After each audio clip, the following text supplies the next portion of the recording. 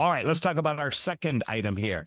The second item that we want to focus on is what we talked about in the newsletter called learning relevancy. Now, what is learning relevancy? It is how appropriate and how relevant to what's going on in our business our leadership development topics, the time we take to develop ourselves matters. What's the connection between those? And again, we had a research point in there. 75% of leadership development professionals estimate that less than half of what they train on gets applied to the job. So basically, we asked in this report, leadership development benchmark report from last year, they asked a bunch of trainers, all the stuff you do, how much of it is showing up in the workplace, showing up in behaviors? Now, that was leadership development. So how much is happening in how managers manage, leaders lead, staff do their part? And they said basically 75% of them said that less than half of what they're training is showing up.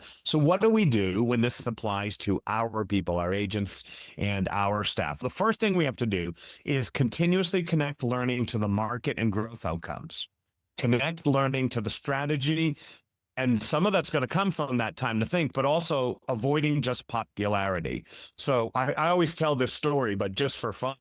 I remember at one point doing a whole CE day, continuing education day, and I noticed that some of the topics that were being taught were just they were interesting and surely popular, but they weren't necessarily connected to what was going on in the growth needs of the organization. So one of the most important things we need to do is to learn how to improve our leadership skills based on where we need to lead our organization. Also true for our agents. And I say this with a little bit of caution here because there are certainly things that people need to learn on soon, say artificial intelligence, but they may be overdosing on AI training and not necessarily connecting their learning needs to what they need today. And what I have noticed is that this is a place where assessments can help. So if you haven't helped your agents with assessments recently, you might want to think about it. And I don't mean just like an emotional intelligence assessment or an IQ assessment. How about some basic skills inventory? Just on a scale of 1 to 5, right? Have them rank themselves on listing presentations, on doing price reduction conversations, on negotiation skills, on real core sales techniques that never go out of style. I don't care what the market's doing. You need these. But what I've noticed is that many agents have never been here before. How do I know that? Well, someone recently asked me to do a book study, a little meeting on the book, Who Moved My Cheese? And I thought to myself, hasn't everybody read Who Moved My Cheese? And then it occurred to me, no, there's lots of younger people in our business who are obviously new to everything that we take for granted. I've been in the business for 33 years, but there are even agents who 5 years ago were top of the pile. They were top producing agents when the market was ultra red hot, but they never learned certain skills and techniques. And so the relevancy of what they learned to do 5 years ago, 3 years ago, in different market conditions may not apply to the conditions we're in and may not apply to the conditions we're heading into either. And this is important because think about the last couple of weeks.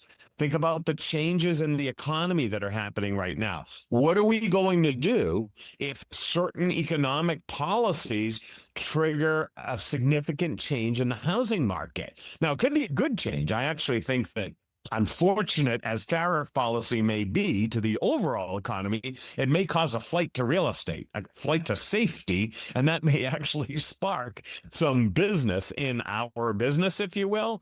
It's a silver lining of a bad circumstance, and it's not political. It's a purely economic assessment that I'm making here, but are our agents ready for that? If they're feeling stressed and burnt out and unprepared now, are they ready for where they're going? And is what they're learning relevant? And again, I'll use a simpler example. How many of your agents are learning how to write listing descriptions using AI, but they don't even have a listing? What's the relevancy here? Maybe their learning needs to be tailored to the circumstance that they're in. It's also important because of the use it or lose it factor, especially in soft skills. Again, another quick story. I was doing a broker forum last week, and one of the most interesting things I heard over and over again from the brokers was the sentiment that they probably needed to train a little less on technology tools like CRM tools and marketing tools, and probably needed to train more on soft skills. In fact, one broker said to me, if I could simply train my people on how to talk on the phone, it would be a massive impact in their performance, far more than if I trained them to do even more lead generation online, even more networking in person, et cetera. So the bottom line is there probably needs to be as a good opportunity to do some assessment work with our people just to make sure what they're developing on is connected to what is most important in the marketplace. And that's actually a good thing to do as we not only get into the middle of the busy spring market, but as we think about what is it that we're going to emphasize in the summer in terms of development for the next obviously important period in the real estate cycle, which is the complementary fall market that will need to wrap up all of our revenue before the holidays end. So again, just thinking in terms of relevancy and learning. Hello, I'm Matthew Ferrara. Thanks for visiting the Leadership Club, a special place for owners, managers, and executives to focus on their growth as leaders in their firms and the industry.